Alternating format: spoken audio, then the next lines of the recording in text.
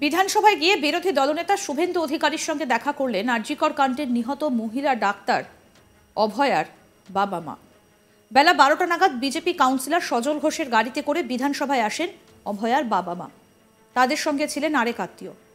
বিরোধী দলনেতার ঘরে দীর্ঘক্ষণ তার সঙ্গে কথা বলেন অভয়ার বাবা মা। তাদের মেয়ের ন্যায় বিচারের দাবিতে কথা হয়।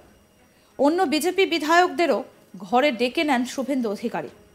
আগামী 10ই ডিসেম্বর রাজভবনের সামনে অভয়া ইস্যুতে ধর্ণা অবস্থান করবে বিজেপি। যদিও এই অবস্থানে থাকবেন না বলেই জানিয়েছেন অভয়ার বাবা মা। তবে দ্বিতীয় সাপ্লিমেন্টারি চার্জশিট যদি ঢেলেঢালা হয় তাহলে তারা ফের বৃহত্তর আন্দোলনে নামার কথা জানিয়েছেন অভয়ার বাবা মা জানিয়েছেন। এবং জানা গিয়েছে সজল ঘোষের সঙ্গে অভয়ার বাবা মা যোগাযোগ করে বিরোধী দলনেতা শুভেন্দু অধিকারীর সঙ্গে দেখা করতে চান বলে জানিয়েছিলেন। এরপর সজল ঘোষ শুভেন্দু অধিকারীকে বিষয়টি জানালে তিনি মঙ্গলবার 26শে নভেম্বর বিধানসভায় অভয়ার বাবা মায়ের সঙ্গে দেখা করার সময় দেন। কি বলেছেন অভয়ার বাবা এদিন শুনব। গভীর ষড়যন্ত্রের ব্যাপার আছে, নিশ্চয়ই সেটা দেখছে বলেই বলেছে। কোনো ক্লু নিশ্চয়ই তাদের কাছে আছে, সিবিআই চেষ্টা করছে সেটাকে বের করার। এবার গভীর ষড়যন্ত্র বের করতে সময় দেওয়া বলে আমাদের আশ্বস্ত দিলেন আমরা আমাদের সঙ্গে থাকবেন। হ্যাঁ, না না না, সেটা ওনারাই কর্মসূচিটা করবেন, ওনাদেরই ব্যাপার। সাপ্লিমেন্টারি চার্জশিট যদি আমাদের কোনো রকম পছন্দ না হয়, মানে ঢিলা ঢালা চার্জশিট একটা চলে আসে, তখন আমাদের তো বাধ্য হয়ে এর বিরোধিতা করতেই হবে। বলছি একটা লাস্ট কোয়েশ্চেন আছে যে এই যে কিছুদিন আগে যে 6টা জায়গায় বাই ইলেকশন হলো তার যে রেজাল্ট বেরিয়েছে সেই রেজাল্ট এটা নিয়ে আমরা কিছু বলবো না। রুলিং পার্টির কিছু সাপোর্টার তারা বিভিন্ন ভাবে আরজি করে মুভমেন্টকে টিজ করে পোস্টার, সেটা তাদের ব্যাপার, এটা নিয়ে আমরা কোনো মন্তব্য, কারণ আমাদের সঙ্গে ইলেকশনের কোনো সম্পর্ক নেই। অর্থাৎ অভয়ার বাবা বলছেন যে তারা বৃহত্তর আন্দোলনের পথে হাঁটবেন যদি চার্জশিটে কোনো ঢিলেঢালা মনোভাব দেখা দেয়। অভয়ার মা কি বললেন শোনাবো সেটাও।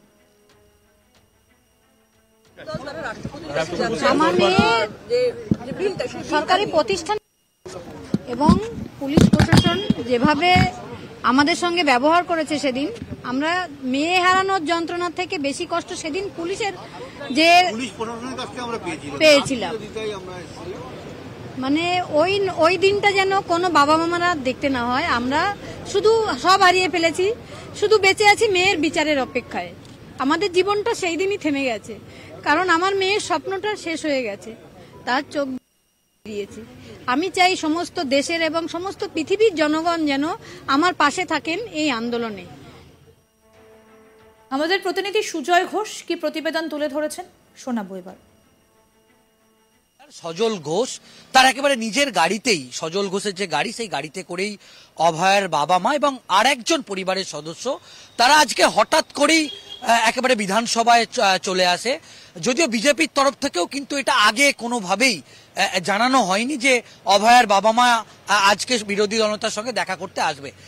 ঠিক 12টায় ঘড়ির কাঁটায় অভয়ের বাবা মা তারা পৌঁছায় সজল ঘোষের সঙ্গে এবং সজল ঘোষ তাদেরকে একেবারে নিয়ে যায় যে বিজেপির যে পরিষদীয় দলের যে ঘর, সেখানে বিজেপির সমস্ত বিধায়করা উপস্থিত ছিলেন এবং আমরা জানি যে পরিষদীয় দলের ঘরের পাশেই যেখানে সমস্ত বিধায়করা বসে ঠিক তার পাশেই শুভেন্দু অধিকারীরও একটি ঘর আছে। সেখানেই অভয়ার বাবা মা পৌঁছে যায় এবং সেখানে যখন অভয়ের বাবা মা আসে, শুভেন্দু অধিকারী বিজেপির অন্যান্য সমস্ত বিধায়কদেরও কিন্তু ডেকে নেন এবং সমস্ত বিধায়কদের সামনেই অভয়ের বাবা মার সঙ্গে দীর্ঘক্ষণ আলোচনা হয়। আমরা যেটা জানতে পাচ্ছি যে অভয়ের বাবা মার পক্ষ থেকে একেবারে স্পষ্ট করা হয়েছে যে তারা কিন্তু ন্যায় বিচার চাইছে।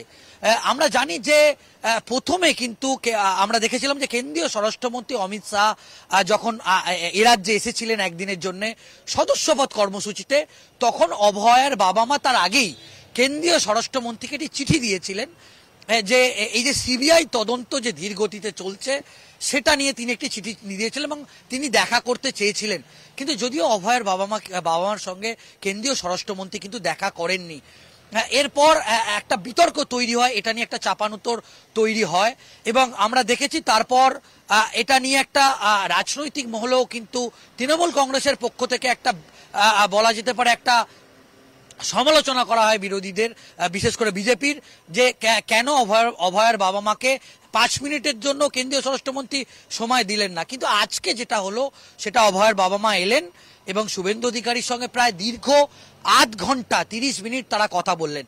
তাদের মধ্যে কি কথা হলো আমরা যেটা সূত্র মারফত জানতে পাচ্ছি, যে একেবারে অভয়ার বাবা মা আজকে সাংবাদিক বৈঠক করেও কিন্তু এটা স্পষ্ট করেছেন যে 10ই ডিসেম্বর আমরা জানি যে একটা দ্বিতীয় চার্জশিট দেয়া হবে। তো সেই দ্বিতীয় চার্জশিটটি দেখে সাপ্লিমেন্টারি যে চার্জশিট সেটা তারা একটু দেখতে চাইছে, যে সেটা যদি ঢিলে ঢালা হয়। অভয়ার বাবা এবং মা দুজনই আজকে সাংবাদিক বৈঠক করেও সেটা বলেছেন, যদি এই চার্জশিট ঢিলে ঢালা হয় তাহলে তারা বৃহত্তর আন্দোলনে তারা আন্দোলনে নামবে। এবং আজকে তারা এটা স্পষ্ট করেছে এবং বিজেপির পক্ষ থেকে বলা হয়েছে যে 10ই ডিসেম্বর বিজেপির সমস্ত বিধায়করা তারা এই অভয়ার ন্যায় বিচারের দাবিতে এবং যে অপরাজিতা যে বিল ইতিমধ্যেই বিধানসভা থেকে যে বিল ইতিমধ্যেই রাষ্ট্রপতি স্বাক্ষরের জন্য পাঠিয়ে দেওয়া হয়েছে আমরা জানি। তো সেই বিলটাকেও দ্রুত রূপায়ণ করতে চাইছে বিজেপি এবং এই অভয়ার ন্যায় বিচারের দাবিতে বিজেপির সমস্ত বিধায়করা তারা কিন্তু বিধানসভার বাইরে রাজভবনে তারা কিন্তু একটি ধর্ণা দেবে। সূত্রের খবর তারা যে সিবিআই যে তদন্ত করছে সেই তদন্তে যদিও অভয়ার বাবা মার পক্ষ থেকে বলা হচ্ছে যে অবশ্যই তারা সিবিআই তদন্তের উপর আস্থা রাখছে, কিন্তু কিছুটা হলেও আমরা যেটা দেখছি যে সিবিআই যে তদন্ত করছে সেই তদন্তে অগ্রগতি নিয়ে কিন্তু অভয়ার বাবা মা যে খুশি নয় সেটা তাদের একটা আবভাবে বোঝা যাচ্ছে। এবং আমরা যেটা জানতে পাচ্ছি ভিতরে অভয়ার বাবা মা শুভেন্দু অধিকারীকে দেখার পর তারা কিন্তু বেশ কিছুক্ষণ কথা বলার পর তারা আবেগতাড়িত হয়ে পড়েন। তার মা কাঁদতে শুরু করেন এবং তার বাবাও একটু আবেগতাড়িত হয়ে পড়েন অভয়ার বাবা, এবং রীতিমতো শুভেন্দু অধিকারীর হাত ধরে তারা অভয়ার বাবার পক্ষ থেকে একেবারে বলা হয় যে তার মেয়ের ন্যায় বিচার তারা চাইছে।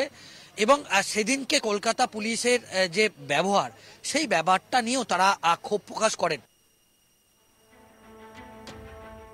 পুলিশের ভূমিকা নিয়ে যেমন ক্ষোভ প্রকাশ করেছেন অভয়ার মা, তেমনি অভয়ার বাবাও কিন্তু বলছেন সিবিআই এর কথা। অর্থাৎ একদিকে পুলিশের বিরুদ্ধে তারা ক্ষোভ প্রকাশ করেছেন, অন্যদিকে সিবিআই বলেছে গভীর ষড়যন্ত্র, কিন্তু ঢিলেঢালা সাপ্লিমেন্টারি চার্জশিট দিলে আন্দোলনের পথে যে তারা হাঁটবেন সে কথাও এদিন জানিয়ে রাখলেন।